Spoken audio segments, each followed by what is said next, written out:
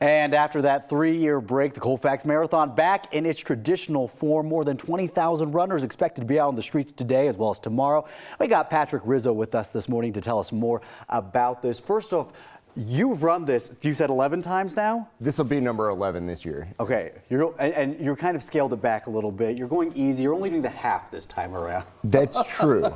That's true. I ran the full back in 2016 and won it that year, but I'm scaling it back these days. I'm only running the half. You make the half marathon sound like just a leisurely jog that I would do this morning. Well, you know, I figure if we downplay it, more people are going to be that much more motivated to register and come join us for all the fun. But it really is a fun time. I mean, I think I know so many friends that this is a goal of theirs every year. Or some new people are saying, hey, we're going to run the half. Next year, we're going to run the full. What advice would you give to anybody that might be in that mindset right now?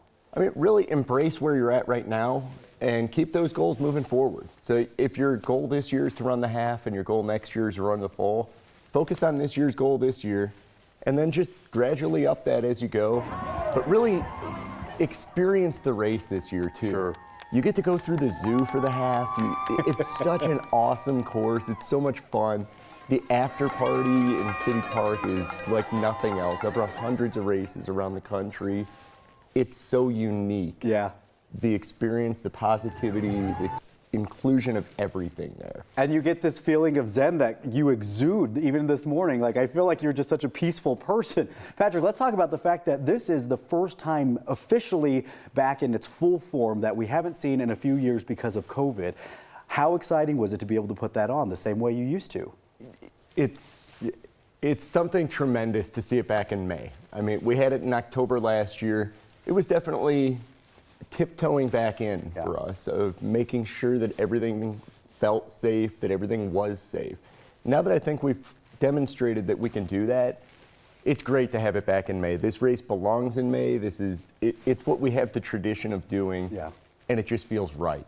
And we are going to have some people that might be a little bit hesitant, that they are still following some COVID precaution for their own personal safety, but they can still come out and participate as well. Are there any kind of other precautions in place out there?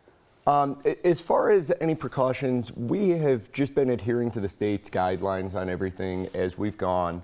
And honestly, whatever makes you feel the safest, we recommend you do. If you want to race that in a mask, if you want to race that, and keep your window around yourself, your bubble, as best as you can. Absolutely do. But we want to see everybody out there having a positive experience, however that manifests for you. All right. So briefly, Patrick, what's happening today, and then what are the events for tomorrow? So today we have the expo over at the stadium, and I'll be over there. You could stop by and say hi to me. I'll be there open to close at the main booth. And then we have the 5K over at the park today. Okay, perfect. And then tomorrow they can come cheer you on in the half. Yep, they can come cheer on the half, the full, the relay. It's going to be the whole big shebang tomorrow. All right, Patrick Rizzo, I might be joining you next year. I say this every year. Now that we're back in full form, back are my excuses of... I'm going to hold you to it. I shouldn't have said that out loud. All right.